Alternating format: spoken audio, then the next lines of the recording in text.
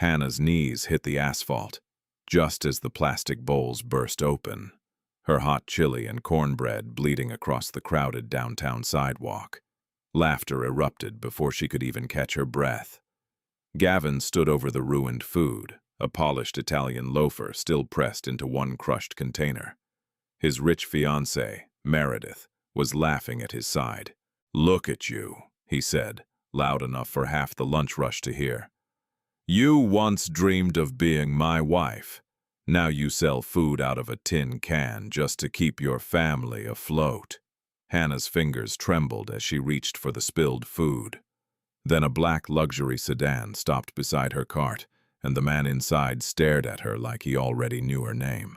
Before we go on, tell me honestly, if someone who once broke your heart publicly humiliated you at your lowest point, would you stay silent or make sure they live to regret it? And tell me what country you're watching from and what's your local time right now. If you love powerful emotional stories with shocking twists and satisfying endings, subscribe and stay with us for the rest of this journey. The city always woke before the sun. By 4 o'clock in the morning, Hannah was already standing over a sputtering stove in the narrow kitchen of their rented apartment, waving smoke away from her face with a cracked cutting board. The air smelled of chili powder, onion, and the damp chill of the old building. Her faded jeans were cinched tight at the waist. Her eyes were red from too little sleep, but her hands never stopped moving. She stirred one pot, flipped the grilled cheeses on the hot plate, checked the cornbread, counted the sodas, and wrapped sandwiches in wax paper. Every movement was quick, measured, practiced. This was not just cooking. It was survival on a low flame. Inside the living room, her mother coughed. The sound cut through the morning like a knife. Hannah lowered the heat at once and hurried inside. The apartment was small enough that 3 steps took her from the stove to the makeshift bed. Her mother lay propped against flattened pillows, her skin shining with sweat, her breathing shallow and uneven. The prescription bottle on the wooden stool beside her was almost empty.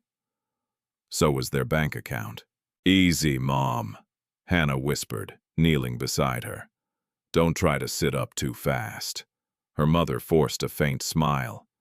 "You should already be downtown. I'm not leaving until you drink this." She lifted a cup of warm water to her mother's lips and waited until she swallowed. Then she adjusted the thin blanket around her shoulders, though the morning was already stuffy. Illness had changed everything in that room. It had made time feel expensive. It had made silence heavy. It had made every cough sound like a final notice. From the corner, a textbook snapped shut. "I'm ready," Kevin said. Hannah turned. Her younger brother sat on a low stool in his faded school uniform, his socks unmatched. A spiral notebook balanced on one knee. He was trying to look older than his 16 years, trying not to look scared, trying and failing at both. She gave him a tired smile. "Come and eat first." He stood but didn't move toward the food. "Did the pharmacist say anything yesterday?" The question hung between them. Hannah reached for a bowl, keeping her face calm. "He said Mom needs to continue the treatment." "That's not what I asked." She paused. Kevin stepped closer, his voice lowering. "How much do we still owe?" Too much, she thought. Enough to break a family already bent almost in half. But she only said, "I'll handle it." His jaw tightened. "You always say that." "And I always do." He looked away, ashamed of his own helplessness. That hurt Hannah more than the question itself. Kevin was bright, too bright for the life pressing down on him. He should have been worrying about the SATs, not pharmacy copays. He should have been sleeping late like other kids his age, not memorizing the prices of medications and pretending not to notice when the chili got thinner at night. Hannah handed him a sandwich and a can of soda. "Eat, then get to school, and no fighting this time." He gave a weak snort. "I only fight people who deserve it. That includes half your class." That's because half my class is stupid. Despite everything, she laughed. Just once. Softly. For a moment, the room felt human again. Then her mother began coughing harder, and the moment shattered. By sunrise, Hannah was downtown. Her stall wasn't really a stall. Just a battered food cart she'd bought second-hand, a metal tray, 2 plastic buckets, a cooler, and one faded umbrella that leaned to one side like it had also grown tired of struggling. Around her, the city swelled with noise. Car horns blaring, babies crying in strollers, subway trains rumbling underground, construction workers shouting over the din, radios fighting each other from 3 different storefronts at once. Hannah lifted her chin and started serving. 1 chili, 1 cornbread, add cheese, no hot sauce, change for a 20. She moved through the chaos like she belonged to it. Because she did. Her fingers were fast. Her voice was respectful. Her face remained steady even when customers snapped at her or haggled as if she weren't already barely breaking even. She smiled when she had to. She swallowed anger when she had to. She gave exact change. She remembered regulars. She stretched kindness further than $1. Mid-morning, Mrs. Peterson appeared. The old woman leaned on a walker and shuffled toward the cart with slow, careful steps. Her coat was clean but worn thin. Her sneakers looked ready to split. "You have something small for me today," she said, her voice dry as paper. Hannah looked at the crumpled bills in the woman's palm. Not enough, not even close. Without hesitation, she filled a bowl anyway. Chili, a piece of cornbread, extra cheese the way the old woman liked it. Mrs. Peterson blinked. "But I didn't give you enough." "You gave me what you had." The woman stared at her for a long second. "And if I have nothing tomorrow?" "Then you'll still eat." Emotion flickered across the old woman's face, but she hid it quickly. Pride didn't disappear with poverty. It only learned to stand straighter. "God is watching you, child," she murmured. Hannah smiled faintly. "Then I hope he sees me working hard." From across the sidewalk, a man in a pressed shirt paused as if he'd heard that. He was buying a bottle of water from another vendor, but his eyes lingered on Hannah a second too long before he turned away and walked on. She noticed him only because he didn't look like he belonged in that part of the city. She forgot him almost immediately. The day dragged. Heat built under the umbrella. The smell of exhaust clung to her hair and skin. Her lower back ached. Her feet burned. By noon, she had sold most of the chili, but not enough drinks. By 1 o'clock, 2 customers argued over who had been there first. By 2 o'clock, a teenager tried to run off without paying, and she chased him half a block before he dropped the sandwich and fled. By 3 o'clock, she counted the day's cash and knew with one glance that it still wouldn't be enough. Not for the medicine, not for rent due in 5 days, not for the school trip fees that Kevin pretended not to worry about. She closed her fist over the bills so tightly, the edges cut her palm.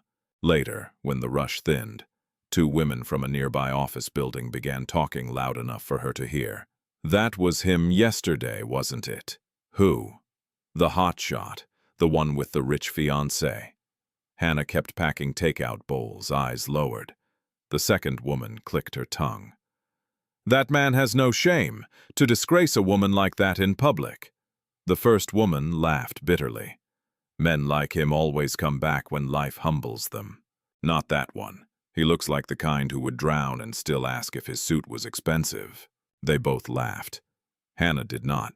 The words pressed on an old bruise. Because they didn't know everything. They didn't know how Gavin had once stood on this very same corner, sweaty and hungry and desperate, asking her for gas money because he'd missed another job interview. They didn't know how she had believed in him when everyone else called him a drifter, how she had hidden food for him, how she had sat with him after his landlord threw him out. how she had cashed the small savings bond left by her own father to help him pay for a coding boot camp he claimed would change his life. It had changed his life, just not with her in it. As evening approached, a group of young men gathered by a nearby newsstand, laughing over something on a phone screen. One of them looked over at Hannah, then another, then another. A strange chill crawled over her skin. "Isn't that her?" one of them said. "The chilly lady. The same one." The one holding the phone grinned. "Someone posted the video already." Her stomach dropped. Video. She didn't need to ask which one. Meredith, of course. Hannah turned away, but their laughter followed her like thrown stones. She could feel the phone cameras now, feel curiosity moving through the crowd in ripples, feel humiliation changing shape and becoming public property. What had happened yesterday was no longer just a wound, it was entertainment. She served the next customer with shaking hands. By the time she packed up after sunset, she felt scraped hollow. The subway ride home was long. The car was crowded. A busker played a saxophone loud enough to distort the melody. Life went on. That was the cruelest thing about suffering. It didn't stop the world. It only isolated the person carrying it. When she reached home, Kevin was outside under a weak porch light, reading from his textbook. He stood at once when he saw her face. "What happened?" "Nothing. That's a lie." Hannah set down the heavy cooler of unsold items and leaned against the wall for 1 second. "Only one." Then she straightened. "I said it's nothing." He stared at her, then at the cooler, then at the way her hands wouldn't stop trembling. Inside, her mother stirred weakly. Hannah inhaled, wiped her face, and answered in a steady voice she didn't feel. "I'm here, Mom." From the shadows across the narrow street, a parked car remained still with its lights off. Inside it, a man watched the small apartment building in silence while his driver waited. In the front seat, an investigator closed a folder and said quietly, "Her name is Hannah Akinola. Everything we found matches. She's been carrying that family alone for almost 3 years." The man in the back seat didn't speak at first. Then he looked once more at the dim window, at the silhouette of the girl who had fed strangers while her own family was starving, and said, "Keep digging." The investigator hesitated. "Into the ex-boyfriend, too." The man's expression hardened. "Especially him." The first time Gavin had ever called Hannah his future wife, he had no money in his pocket and holes in both shoes. It was raining that day. Not the soft kind, the hard city kind that turned streets into brown rivers and sent everyone running beneath torn awnings and crowded doorways. Hannah still remembered the way he had stood outside her mother's doorway, soaked to the skin, trying to smile through humiliation. "I know how this looks," he had said. It looked like hunger, failure, and pride hanging by a thread. At the time, she had loved him for showing up anyway. Now, walking back into that memory, she wondered if the boy at her mother's door had ever been real at all. That evening, after returning home from the city and discovering that Meredith's video had already begun spreading, Hannah sat beside the single window in their apartment and counted the day's earnings again. Then again, as if the bills might somehow multiply out of pity. They didn't. Kevin sat on the floor nearby pretending to do homework, though his pencil hadn't moved in several minutes. Her mom slept lightly, one hand curled against her chest, her breathing uneven but calmer than it had been the night before. The room was dim. The only sound was the scratch of roaches in the walls and the distant throb of music from a passing car. Hannah smoothed the wrinkled bills on her lap. Medicine first, then food, then transit passes, then, maybe if there was mercy left in the universe, she could begin touching the debt that had been crouching on her neck for months, like a creditor with no face. Only now, It had a face. Gavin's. She couldn't prove it yet. But every document she had seen, every signature she didn't remember making, every repayment message sent to her old phone number, every threat from loan officers who claimed she was lying, all of it led back to one season of her life. The season when she still believed love meant sacrifice, and that sacrifice would be remembered. Kevin finally broke the silence. Was it him? Hannah didn't look up. Who? Gavin! His name felt dirty in the room. She folded the money into a cloth purse. Do your work! So it was him. Her jaw tightened. Kevin threw his pencil down. Why do you never say anything? Everybody knows what he did.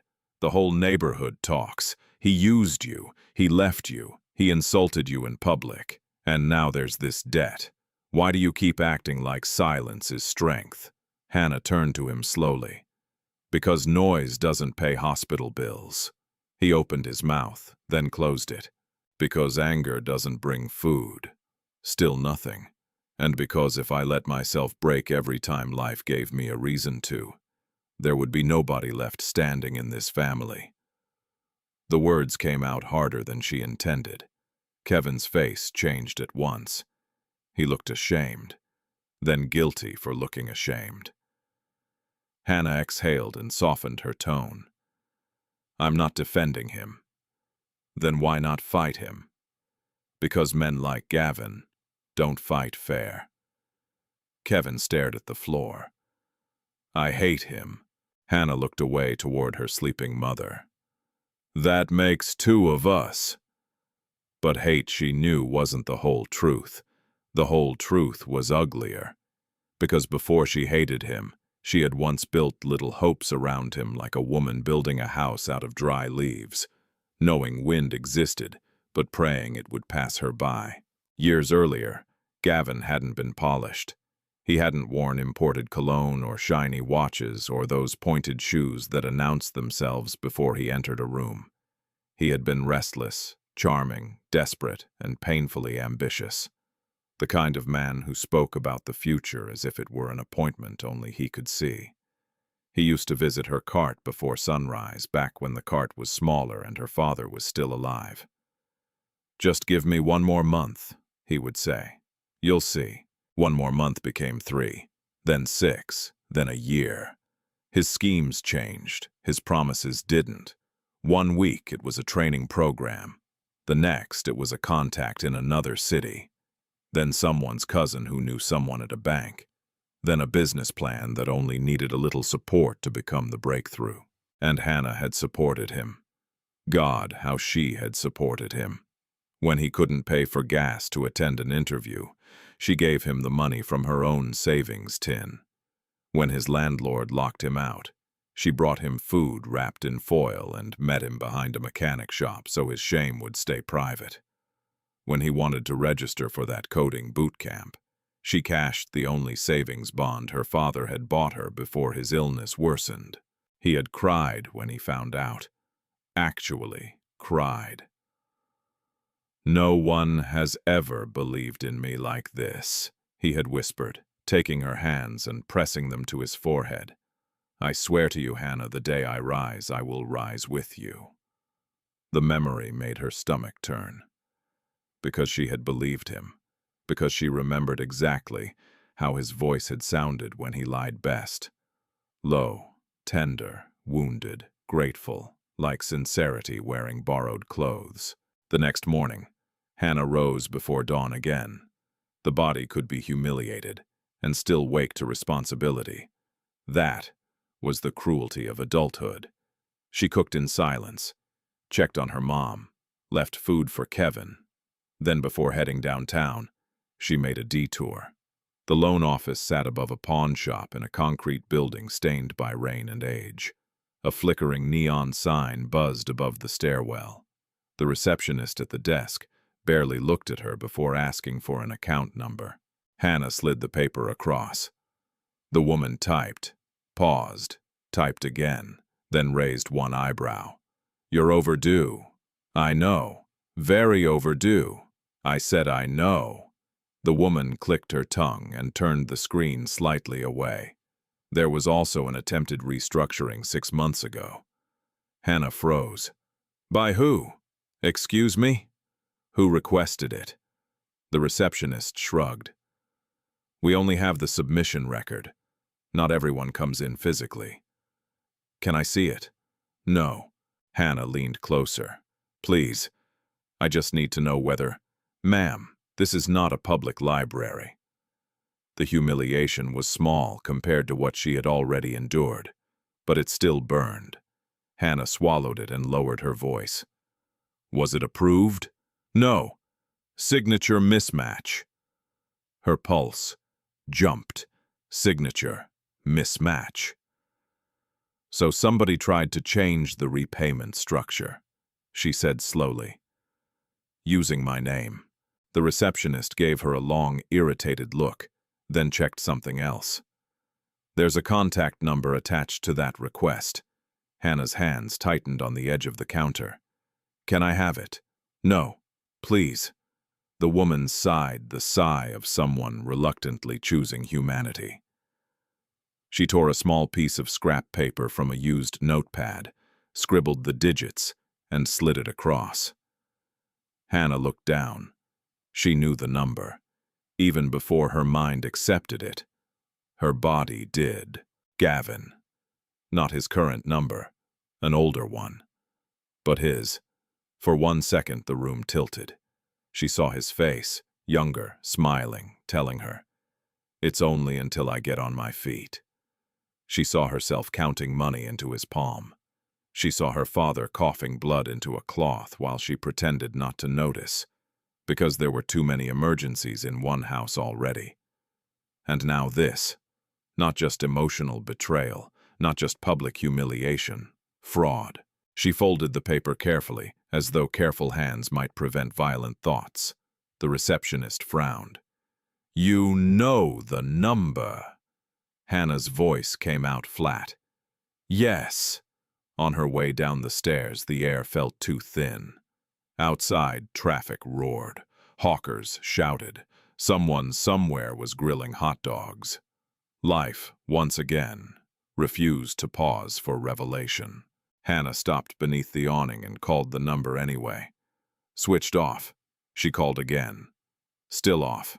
Of course.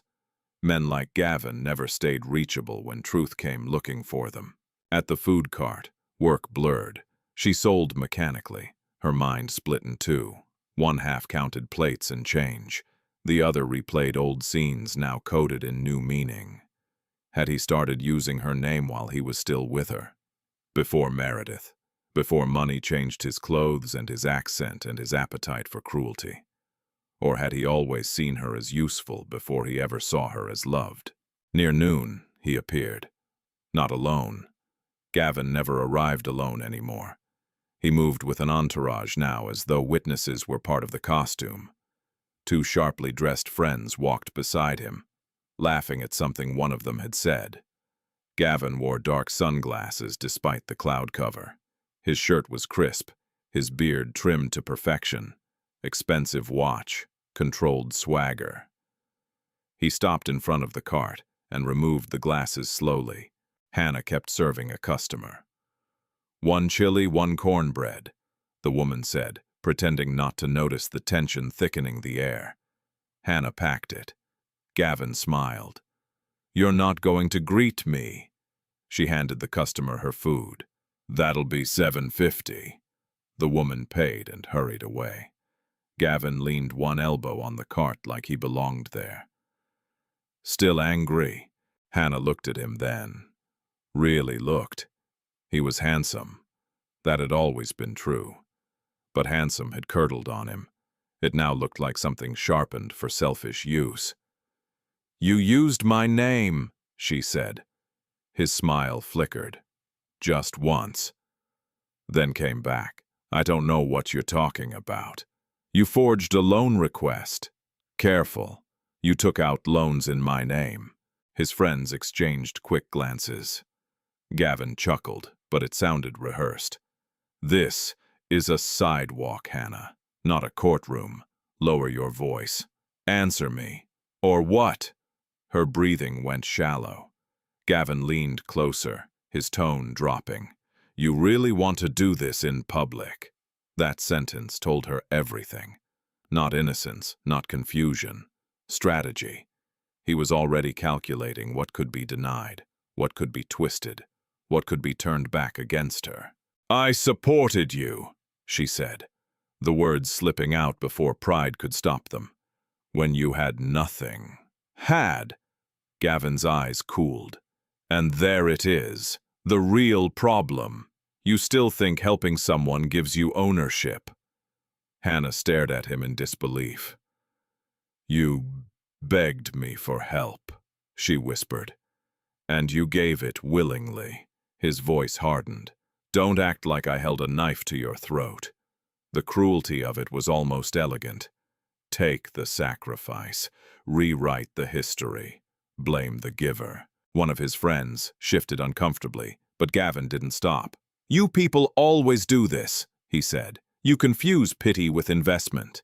Then when a man moves on, you call it betrayal. The city noise around them seemed to retreat. Hannah could hear only him, only the blood pounding in her ears, only the sound of something final cracking inside her. Then from somewhere behind the gathering crowd, a quiet male voice said, Interesting. Gavin turned. So did Hannah. A black sedan had stopped at the edge of the curb, and the man stepping out of it looked like he hadn't come to buy chili this time. The street changed when powerful people entered it. Noise didn't disappear. It bent. Voices lowered. Eyes followed. People who normally shouted into their phones suddenly found reasons to whisper. Even the construction workers paused their jackhammering just enough to look.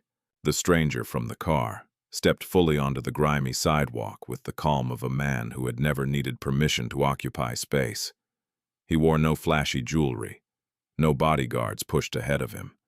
His dark shirt was simply expensive, only to those who knew how to recognize expensive things. His watch was understated. His face was composed, but authority clung to him anyway. It sat in the straightness of his shoulders, in the way his gaze moved once and took in everything, in the silence that formed around him, before anyone understood why. Hannah felt it before she understood it. Gavin did too. He straightened, not from respect, from instinct. The man stopped in front of the cart and looked first at the spilled tension between them, then at Hannah, then at Gavin. Please, he said mildly, continue. You were saying something about pity and investment. Gavin's face shifted. Not fear, not yet, but discomfort, unmistakable and quick. This is a private conversation, Gavin said. The man nodded once. And yet you chose a public sidewalk. One of Gavin's friends gave an awkward laugh that died almost immediately. Hannah's fingers tightened around the serving spoon in her hand. The stranger's tone was not loud. It didn't need to be. It had that dangerous softness some men carried when they were completely certain of themselves. Gavin forced a smile. Sir, with all due respect, this has nothing to do with you. The stranger glanced at the bowl of chili still on the counter, then at the scorched aluminum pot beside it. I bought food here yesterday, so I would say this place has at least a little to do with me. Then he turned to Hannah. 1 plate, he said. The request was so ordinary, it broke the tension for half a second. Hannah stared at him. What? 1 bowl of chili, cornbread on the side. She blinked once, then moved automatically. Spoon, chili, cornbread. Her hands were steady only because years of labor had trained them to keep working even when her mind was racing. Gavin watched in disbelief. You interrupted this to buy lunch? The man looked at him again. No, I interrupted this because I dislike men who mistake a woman's restraint for weakness.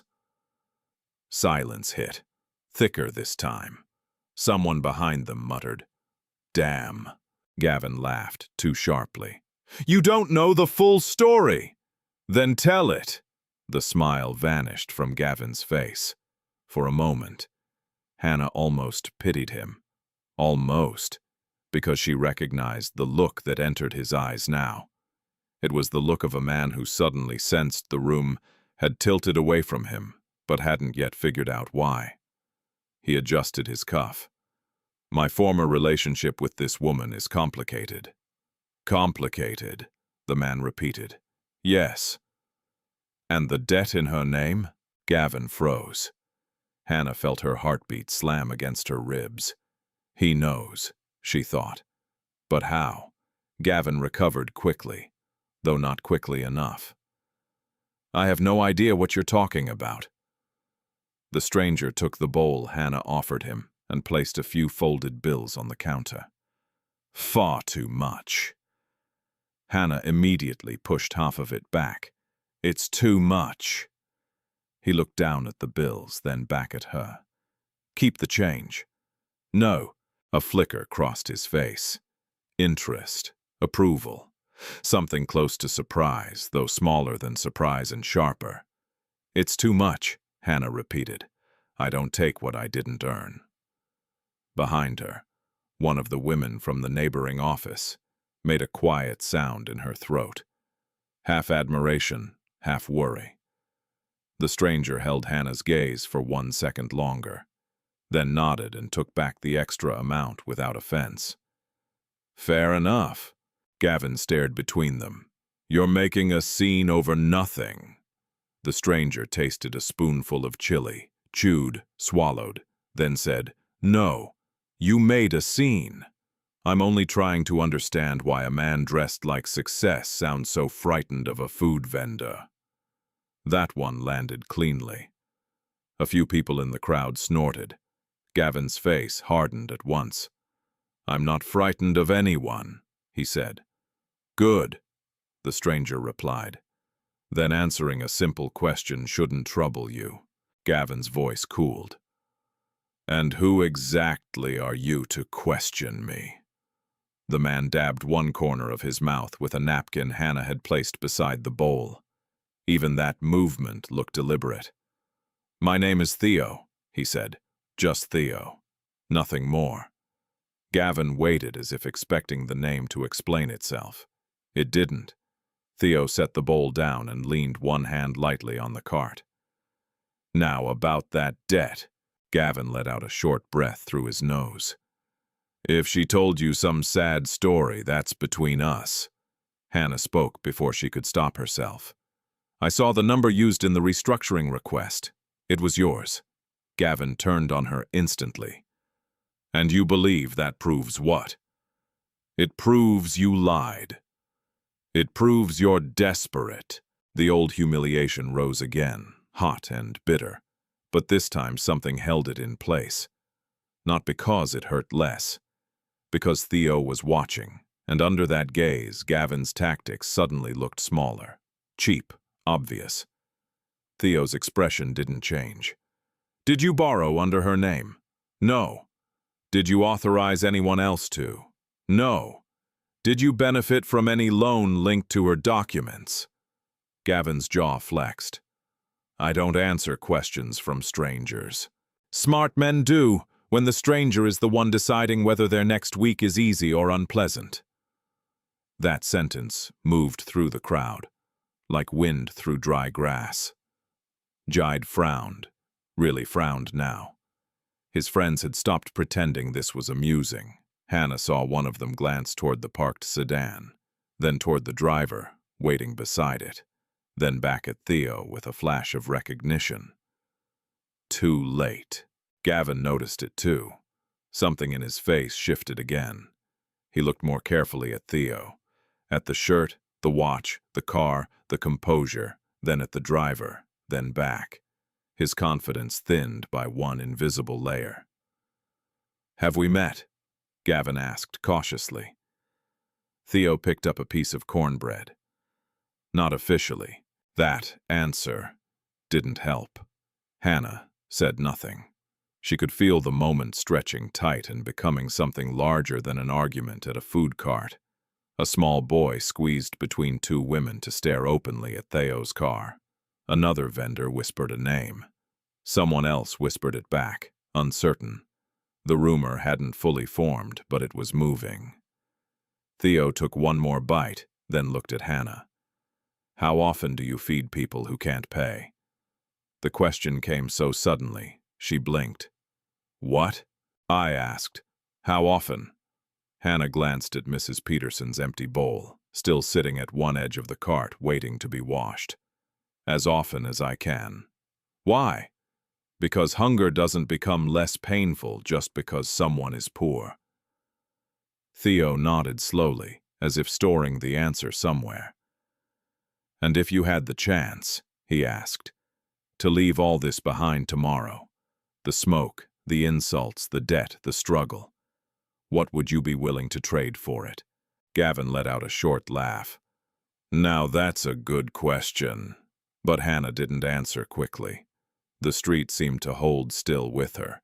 She looked at the chili stains on her own fingers, at the stack of takeout bowls, at the sweat on the faces around her, at the worn edge of her cart, polished smooth by years of work. Then she looked at Theo. "I would trade sleep," she said quietly. "Comfort, pride, sometimes even joy, if life insisted." Theo's eyes didn't leave hers. "But not my dignity," she finished, "and not my conscience." The answer landed differently than the earlier ones. Even Gavin felt it. His mouth curled. Big words from someone standing on a dirty sidewalk. Theo turned his head just enough to look at him. "Do you always confuse environment with worth?" Gavin snapped. "You're talking like a preacher. This is real life." "Yes," Theo said, "that is exactly why character matters." The line was simple, but it cut. Gavin had no comeback ready this time. Instead, he switched direction, the way cowards did when truth began cornering them. He laughed and spread his hands as if the whole exchange bored him. "This is ridiculous. Hannah likes drama. She has always liked making herself look like a victim." Something cold passed through Hannah. There it was, the old method. Take what he had done, put it in her mouth, wear innocence like a suit. Theo studied him for a long second. Then he reached into his pocket and removed a card. Not to give to Gavin, to give to Hannah. She stared at it. It was heavy card stock, cream, minimal print. A name, a number, nothing else. Theodore Vance, it read. For 1 second the city disappeared. Hannah looked up so fast her neck hurt. No, it couldn't be. But it was. The name had weight in the city, in the country, in boardrooms, headlines, deal rumors, charity galas, and entire neighborhoods built under corporate contracts. Even people who had never seen his face knew the name. Gavin saw it too. The blood drained from his face. One of his friends took an involuntary step backward. Theodore Vance slid the card fully into Hannah's hand and closed her fingers over it gently. "If your mother's condition worsens," he said, his voice low enough for only her and the nearest listeners to hear, "call that number directly." Hannah couldn't speak. Theo straightened and finally gave Gavin the full force of his attention. "As for you," he said, "I suggest you remember every word you said here today. One day very soon you may need to explain them." Then he turned and walked back toward the car. Nobody stopped him. Nobody even breathed properly, until the door shut behind him. The engine started, the car rolled away, and only when it disappeared around the corner did the sidewalk explode into noise. Gavin snatched off his sunglasses. "How do you know him?" Hannah looked down at the card in her palm, then at the street where the car had vanished. For the first time in a long time, fear and hope arrived together. "I don't," she whispered, but somewhere deep inside, she knew that was no longer true. "Great. Wow, that story. That one always gets me. I'm just sitting here in my little corner of the world, and I'm so curious. Where in the world are you watching this from right now? Drop your city or state in the comments. I would absolutely love to see how far this story traveled. And more importantly, how did it make you feel? Did it hit you in the heart the way it hit me? I'm sending so much love out to you and your family. I hope you're all staying safe and doing okay out there. For real. And you know what? The most amazing stories always come from this community. From you. If you have an incredible, unbelievable, or just a really moving true story you think the world needs to hear, please leave a comment about it. You never know what might come of it. And hey, if you felt a connection here today and want to be part of this, a simple like on the video helps more than you know. And hitting that subscribe button just means we get to do this again. All right, I'm gonna go read those comments now. Take care, everyone.